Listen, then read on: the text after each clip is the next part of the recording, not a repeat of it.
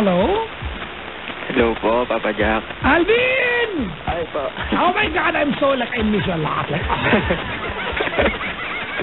Kasi kanina, nung binaba ko yung linya mo, sabi ko magulo yung line mo, maraming nag-PM sa akin. Opo. Sabi sa akin, kunyari ka pa, ayaw mo lang makatawag yun. Oy, if I made the promise, di ba? Tinawagan ka namin, di ba? Opo, opo. Alam niyo sa akin, Tinawagan niyo po ako. walang palabra de honor in Tagalog, in English, word of honor. Ilan taon ka na ulit? 18 po. 18. Opo. Taga saan? Taga Pasig po. Sa Pasig. Sa Kanyugan po. Kanyugan. Opo. Anong, Brad, yung telepono mo, pag ito, malala pa yung linya mo. Ano po ba? O, yan, parang may commander, Yan po ba? Parang may commander electric din. Okay na po ba? Parang pinapower siya ni, kalaban ni Spider-Man. Ha? Okay na po ba? Okay na ulit.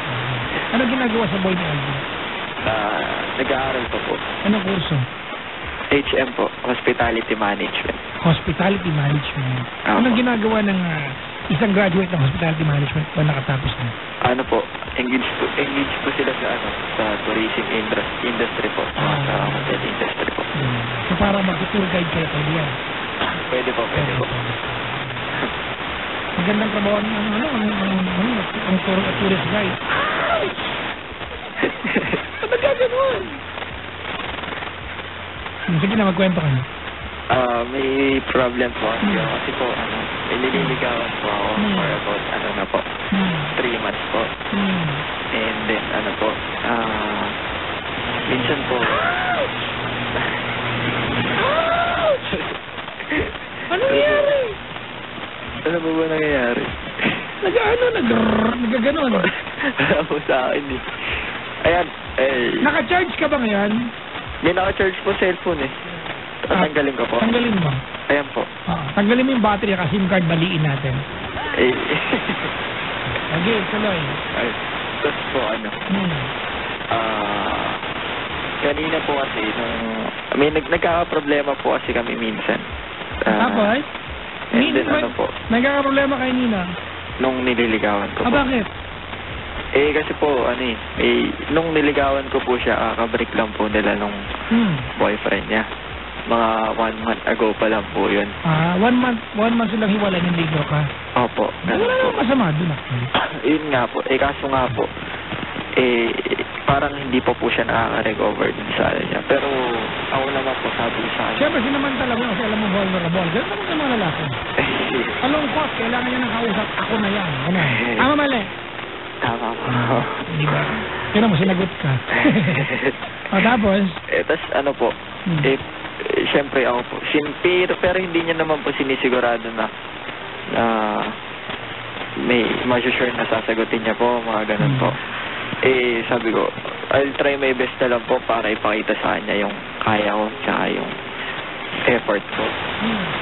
Yun nga po, lumipas yung mga araw po na okay naman po kami. Tapos, dumating po yung day na na nakita po niya ex niya. Yung simula po nung nag-break up sila, dun po yung first time na nakita ex niya. Tapos, po yan, nasa school po kami, magkasama po kami. Yung ex niya po, dati po, nag-aaral sa school namin. Tapos, umalis po dahil po financial problem po yata. Tapos, so, hindi niya alam na makaka-apektuhan ba pala siya? Ayun nga po, parang pag-akit niya sa ex niya, oh my God, may mararamdaman ba pala ako? Ayun nga po. At tapos nakita niya po yung ex niya. Parang, tapos ako po kasi nagturo sa kanya, uy, si Daryl. Naku, pinanggit mo pa, Brad. Akala ko po kasi wala na po sa kanya yun. Kasi sinasabi niya po sa akin na, wala na yun, huwag mo na isipin yun. Mga ganun po. Tapos, wait lang. May dumating na Jayco dito. Donut yan. Gusto mo ng Jayco, Brad? Pwede po. Akin ba ito? Binibenta ko siya per pera. Tapos, tuloy. Tapos po, ayun po. Tinuro ko po sa kanya, uy, si Daryl. Sabi, tapos parang napatingin po siya, tapos napaalis po yung tingin niya. Sabi, parang nakita ko po sa mukha niya na parang namamroblema, parang po siya, parang, yun po. Ano naman ang malungkot mo? Kasi siyempre, finally, yung taong nagkapareho sa buhay dati is now, di ba? A stranger. Not a stranger literally, pero at least hindi na bahagi na kanya. Normal naman yung Brad eh. You do not expect her na first time niya makita yung jowa niya after the breakup, magtatalino, di ba? Magkatatihan sa harap mo yun. Oo nga po. Pero ano po kasi, parang ang sakit po makita nung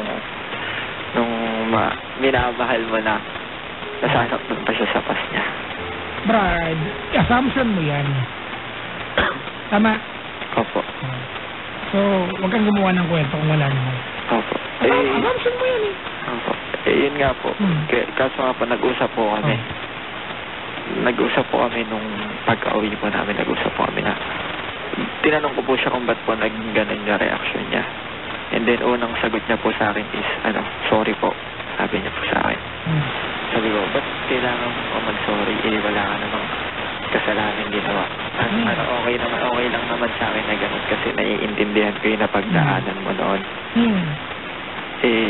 Yun, sabi niya.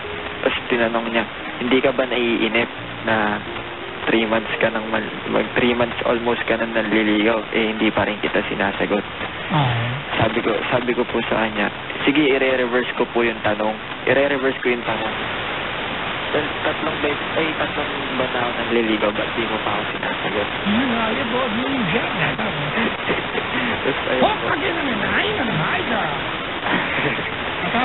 Tapos ayun po, sabi niya po, hindi pa raw po siya sure.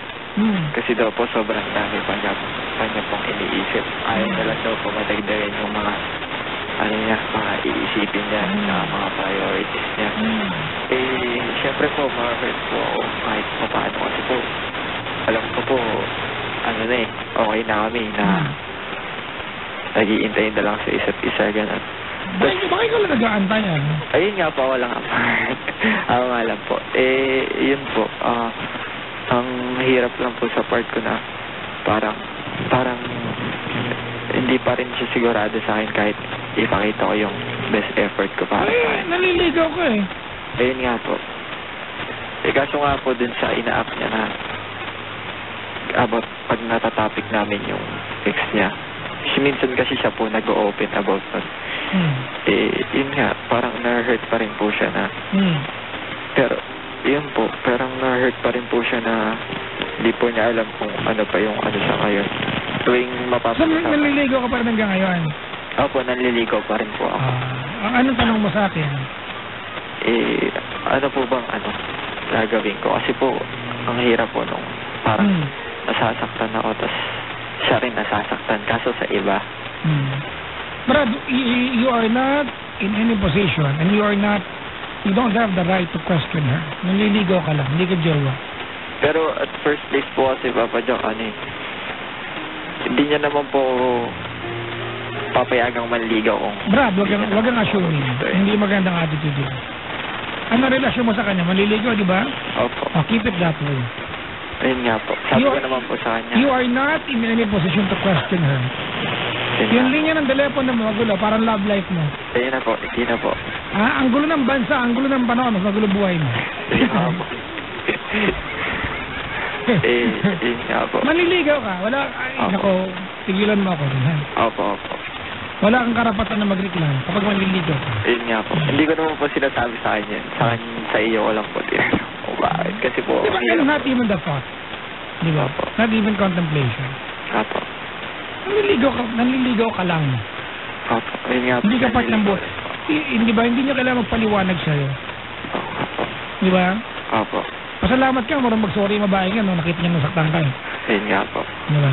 Opo. Kasi kung iba babae lang, bakit ka mag-sorry sa'yo? Hindi mo katagyawa eh. Opo. Ibig sabihin, she's compassionate enough, di ba? To feel na nasaktan ka. Opo. Sige na, matulog ko na doon. Sige po. Thank you po, Papa Jack. Si Alvin, mga kaibigan, mula po sa post na